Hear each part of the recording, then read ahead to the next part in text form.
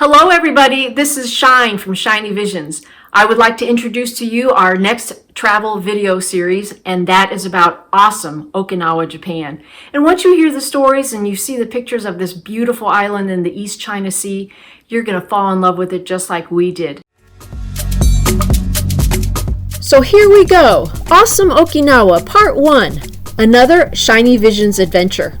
Okinawa is a prefecture or province of Japan and is a cluster of more than 150 islands in the East China Sea.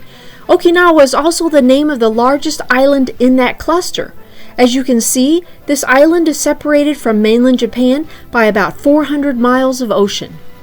Okinawa played a large role in the Second World War. After that, it was under U.S. control until it was returned to Japan in 1972. Because of this large distance from the main island of Japan and its recent annexation to the country, its people, culture, food, and lifestyle are quite different from the rest of Japan. Okinawa Island is approximately 70 miles long and only 7 miles wide, with around 1.4 million inhabitants. The Battle of Okinawa was the largest amphibious assault in the Pacific. It lasted 82 days and was considered to be the bloodiest battle in the Pacific, with approximately 160,000 casualties on both sides. In addition, half of the 300,000 local Okinawans were either killed, committed suicide, or went missing.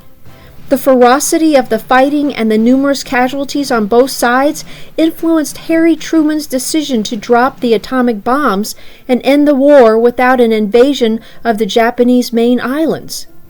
From 1945 until 1972, the island remained under U.S. control. Then, in 1972, it was returned to Japan. Okinawa today houses about 26,000 military personnel. They, along with their dependents and support contractors, total well over 50,000 U.S. citizens living here. Military are spread on 32 bases and 42 training sites. Okinawa's location in the East China Sea is strategic for the U.S., but this large military presence greatly impacts the Okinawan people, causing conflict. There suddenly arose a perfect and unexpected opportunity. With my son Timothy already stationed in Okinawa, husband Jerry suddenly changed jobs, which just so happened to involve supporting the military in Okinawa, and this new job required travel to this island. So, after thinking that I wouldn't see my son and his wife again until his tour of duty in Okinawa ended and they returned stateside, the wheels for my epic overseas journey began to turn. We traveled twice to Okinawa, totaling 2 months on island, with the last trip before the pandemic. Understand that as the world reopens, Okinawa, especially their food shops, will look much different. After a 36-hour, 7,400-mile journey, we arrived on the island and to our apartment, which will be our home for the next few weeks. Our first challenge was to work through the haze of jet lag and stock our apartment. With all the military bases, we could have easily gone shopping at the commissaries and exchanges. They were like huge upscale Walmarts that took U.S. dollars.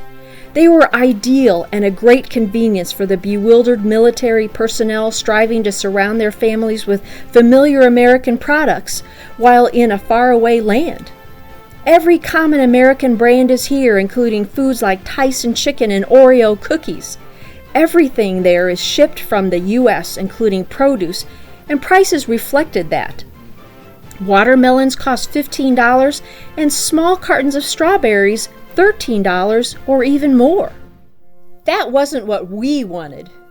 Our goal was to learn as much about this island as possible during our stay. We were shopping at the local stores. Did you know that your local bank can get you foreign currency in as little as 2 days? We knew that many local shops in Okinawa wouldn't take credit cards, so we arrived with plenty of yen.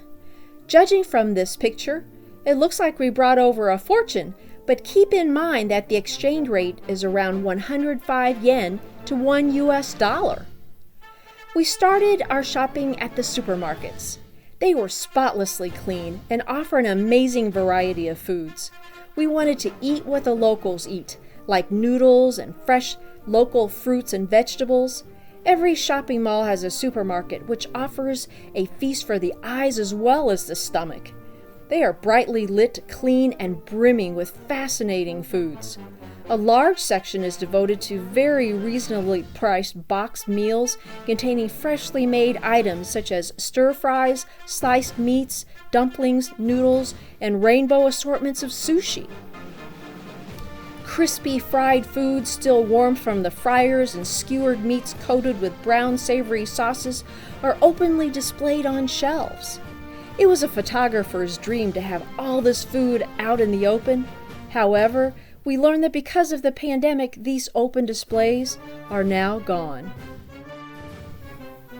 For even cheaper prices, we visited small neighborhood shops where ladies who likely lived nearby and shopped at the same place for years chatted amicably with the owner.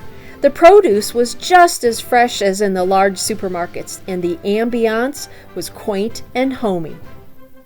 At the local fish market, trucks hauled fresh-caught seafood to the back of the shop. Outside, a man skillfully carved a huge fish into bite-sized sashimi pieces for a visiting crowd.